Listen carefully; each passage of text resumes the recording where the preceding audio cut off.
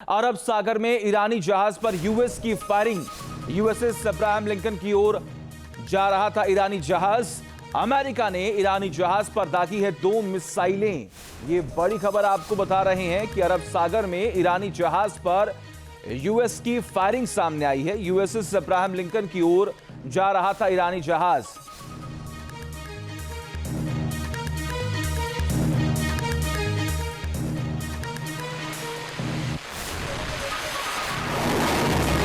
और भाई देखिए, ईरान को लेकर अमेरिकी रक्षा मंत्री का बयान आया सामने। ईरान की 90% मिसाइलें खत्म हो चुकी हैं। एक्सेट ने इस बात का जिक्र किया। 15,000 से ज्यादा ईरानी ठिकानों पर हमले हुए हैं। ईरान की रक्षा कंपनियां जल्द तबाह होंगी। डर से ईरानी शीर्ष नेतृत्व अंडरग्राउंड हो चुका है, छुप गया है।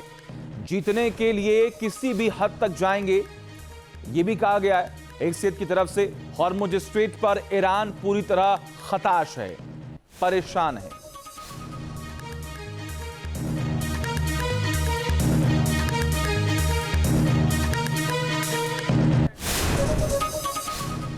और अब बात होगी ईरान के उस प्लान के बारे में जिसकी वजह से इजराइल और अमेरिका परेशान हो गया है, क्योंकि ईरान के मौजूदा सुप्रीम लीडर मुज्तबा खामेनी काफी अग्रेसिव हैं।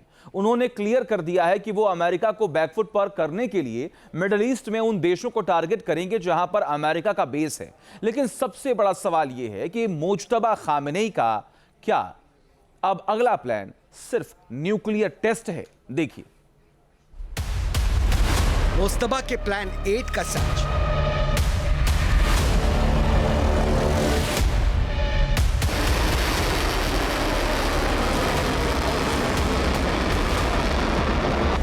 بمدينة صور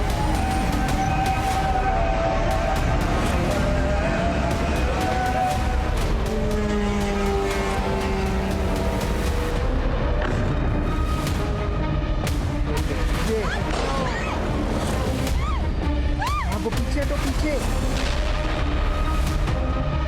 बहरीन पर हमला।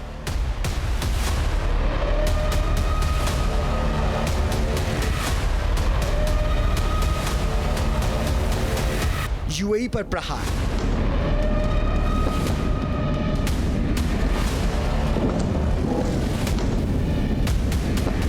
सऊदी अरब पर वार। Oh my God.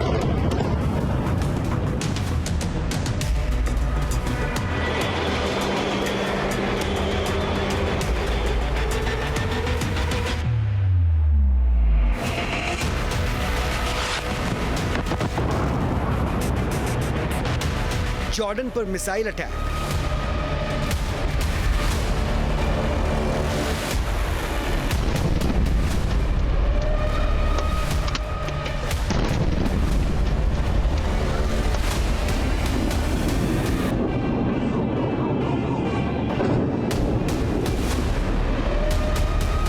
फरवरी से शुरू हुए महायुद्ध में ईरान के हौसले अब तक डिगे नहीं हैं, बल्कि वो पूरी रणनीति के साथ अमेरिका और इजराइल को काउंटर कर रहा है।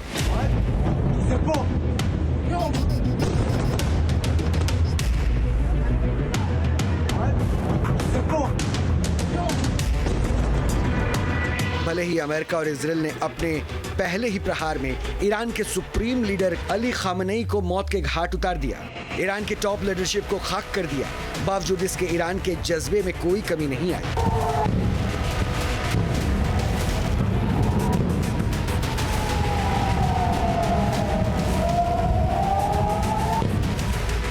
ईरान पूरी प्लानिंग के साथ अमेरिका पर हमला कर रहा है।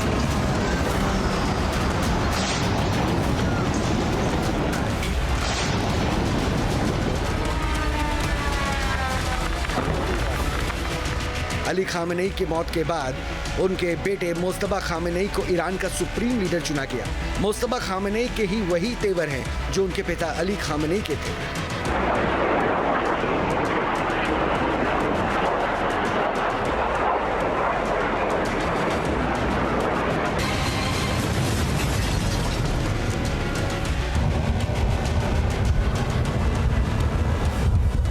वैसे तो 56 साल के मुज्तबा लंबे समय से पर्दे के पीछे से ईरान की सत्ता की कमान संभाल रहे थे और अब देश के सबसे शक्तिशाली व्यक्ति बनने के बाद उनका बयान आ गया है। अपने पहले लिखित बयान में मुस्तफा ने अमेरिका और इजराइल से शहीदों का बदला लेने की कसम खाई है।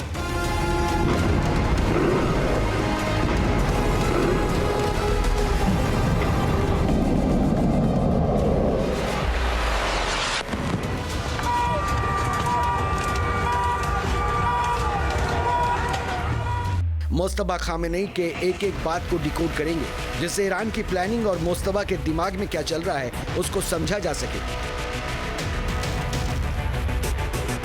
मुस्तफा खामेनेई ने अमेरिका इजराइल से शहीदों का बदला लेने का यलगार किया है। हॉर्मुज स्ट्रेट को पूरी तरह से बंद करने की धमकी दी है। मिडिल ईस्ट में अमेरिका के सहयोगियों को सख्त धमकी है। ईरान के सरकारी टेलीविजन पर मुस्तफा के बयान को एक महिला प्रेजेंटर ने पढ़कर सुनाया। इसमें सबसे खास संदेश उन देशों के लिए था जहां पर अमेरिका के बेस है। मुस्तफा का ये केवल संदेश ही नहीं बल्कि उसको मुकम्मल अंजाम तक पहुंचाया जा रहा है।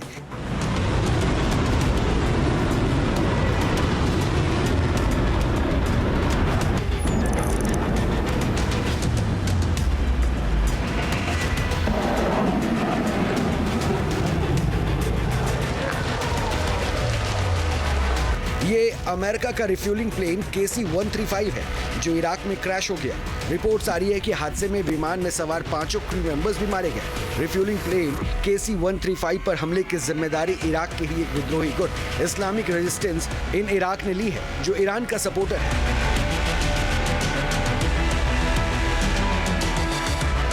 इसको इराक में अमेरिका के खिलाफ ईरान ने ही खड़ा किया है। हालांकि अमेरिका की ओर से दावा किया जा रहा है कि उसका रिफ्यूलिंग प्लेन KC-135 क्रैश हुआ है।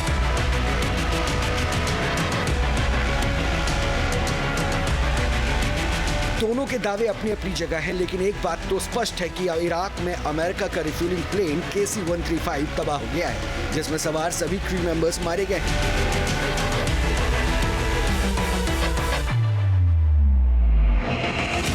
ईरान ने तो अमेरिका के समुद्री शाहकार USS अब्राहम लिंकन पर भी हमले का दावा किया था। उसको भी अमेरिका ने नकार दिया है। जाहिर है ये अमेरिका की रणनीति भी हो सकती है, क्योंकि जिस तरह से ईरान ने अपने मिसाइल्स का मुंह मिडिल ईस्ट में अमेरिकी बेस पर खोला है, उससे अमेरिका के थिंक टैंक में ऊहापोह की स्थिति है, क्योंकि ईरान के प्रहार से मिडिल ईस्ट के देशों में खौफ हाई है।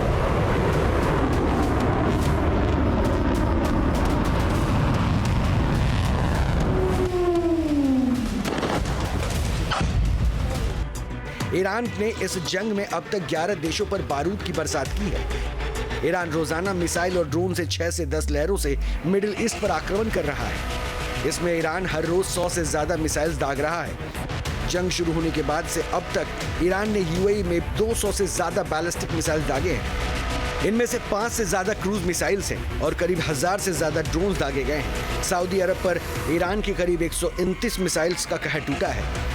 सऊदी अरब पर ईरान ने 60 से ज्यादा ड्रोन अटैक भी किए हैं। ईरान ने कुवैत के आसमान में 195 से ज्यादा बैलिस्टिक मिसाइल्स बरसाई हैं। कुवैत पर ईरान के हमलों से 430 में से ज्यादा ड्रोन भी शामिल हैं। ईरान ने बहरीन पर 120 से ज्यादा मिसाइल्स गिराई हैं। बहरीन में ईरान के 170 से ज्यादा ड्रोन ने तबाही की गाथा लिखी है। ईरान ने कतर में 115 से ज्यादा मिसाइल्स दागी हैं। कतर पर ईरान ने 60 से ज्यादा ड्रोन अटैक किए हैं। अगर मिडिल ईस्ट के इन दोनों देशों में मौजूद अमेरिकी ठिकानों के लिहाज से देखें तो ईरान ने इन अमेरिकी सैन्य अड्डों पर 600 से ज्यादा मिसाइल्स बरसाई हैं और 993 से ज्यादा ड्रोन अटैक किए हैं।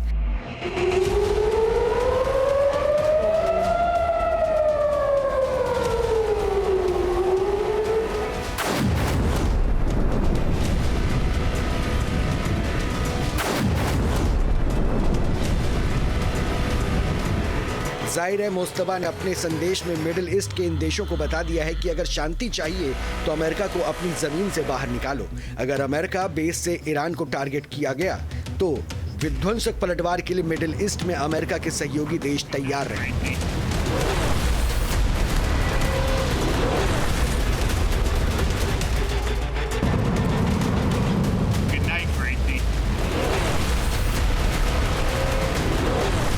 ईरान के नए सुप्रीम लीडर मुस्तफा खामनेई की तरफ से जो एक बयान जारी किया गया है उसमें उन्होंने यूनाइटेड स्टेट्स ऑफ अमेरिका और इजराइल के विरुद्ध बदला लेने की बात कही है।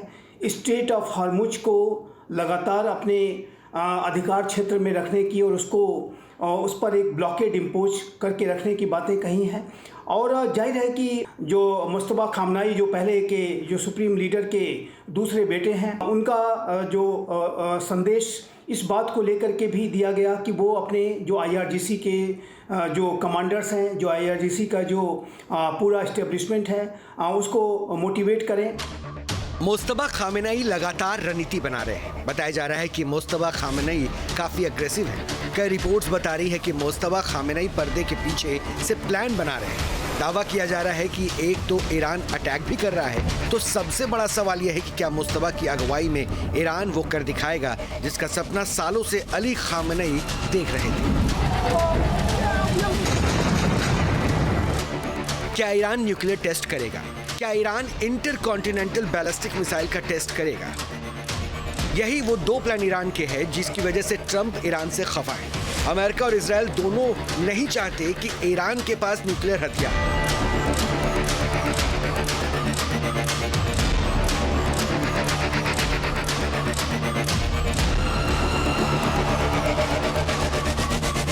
भी ईरान के जखीरे में 2000 से 2500 किलोमीटर तक हमला करने वाली मिसाइल्स है, जिसकी वजह से इजराइल और मिडिल ईस्ट के देशों को डरा सकता है, वो धमका सकता है।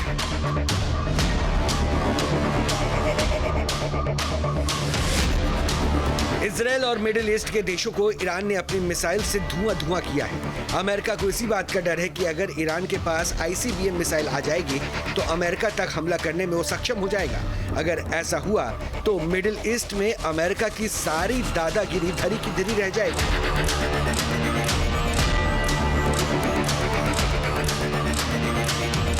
तभी तो इजराइल के प्रधानमंत्री नेतन्याहू ईरान के सुप्रीम लीडर को सीधे धमकी दे रहे हैं।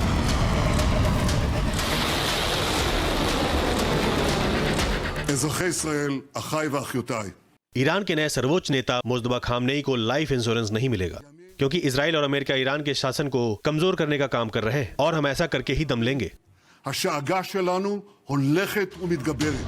इजराइल पर ईरान जिस तरह से हमला कर रहा है, जिस तरह से ईरान की मिसाइल तेल अवीव को खंडहर बना रही है, उससे नेतन्याहू परेशान है। उन्हें लगता है कि ईरान का ICBM प्रोग्राम और न्यूक्लियर प्रोग्राम सबसे विनाशकारी इजराइल के लिए ही होगा। उसके बाद नंबर अमेरिका का आएगा।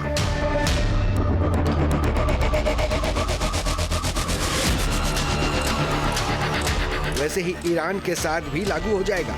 लिहाजा कहा जा रहा है कि मुस्तफा ईरान के अधूरे सपने को पूरा करेंगे और ईरान को नई बुलंदियों पर पहुंचाएंगे।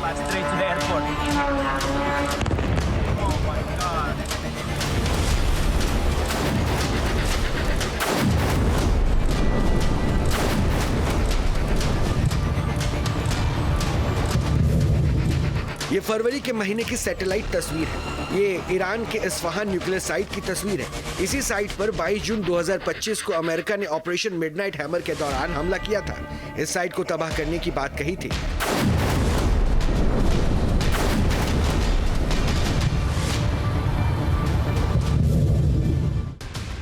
कई रिपोर्ट्स और तस्वीरों में दावा किया गया है कि ईरान इस्फहान न्यूक्लियर साइट के एंट्री गेट को मिट्टी से बंद कर चुका था।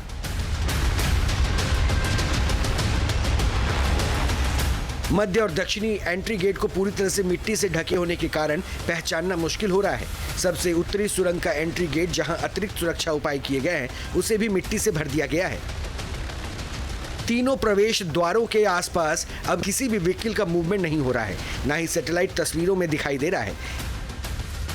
ये जंग के दौरान किया गया है। जाहिर है, जंग के पहले ही दिन अली खामेनेई मारे गए थे। उसके बाद भी ईरान के न्यूक्लियर साइट पर एक्टिविटी तेज है। मतलब ईरान अपने फैसले से डिगा नहीं है।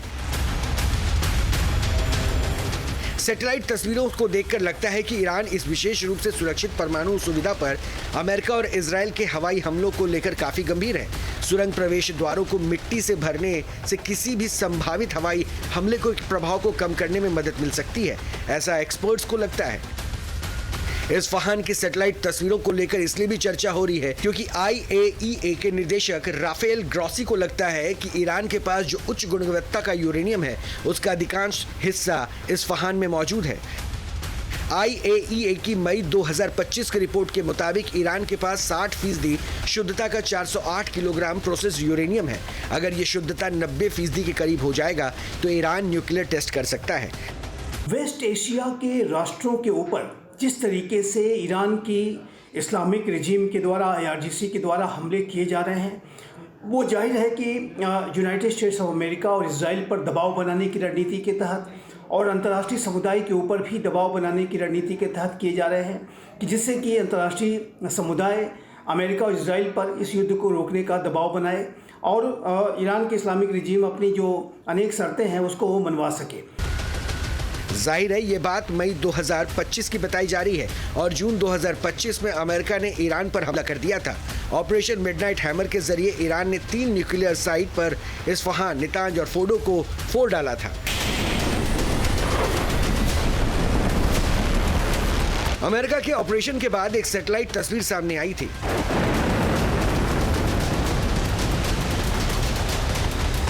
अमेरिका ने ऑपरेशन मिडनाइट हैमर 22 जून 2025 को किया था, लेकिन बताया जाता है कि उससे पहले ही ईरान यूरेनियम को निकाल ले गया था क्योंकि 22 जून से 2 दिन पहले ही फोर्डो साइट के पास ट्रक्स की कतार दिखी थी। दावा किया जाता है कि इन्हीं ट्रक्स में यूरेनियम को ईरान ने शिफ्ट किया था।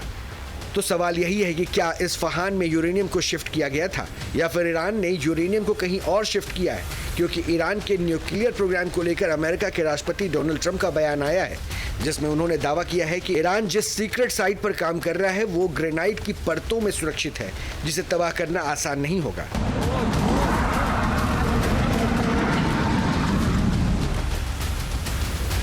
मतलब कि भले ही ईरान के खिलाफ इजराइल और अमेरिका एग्रेसिव है, भले ही ईरान की टॉप लीडरशिप को तबाह कर रहे हैं, लेकिन ईरान का जो प्लान है वो उससे डिगा नहीं है।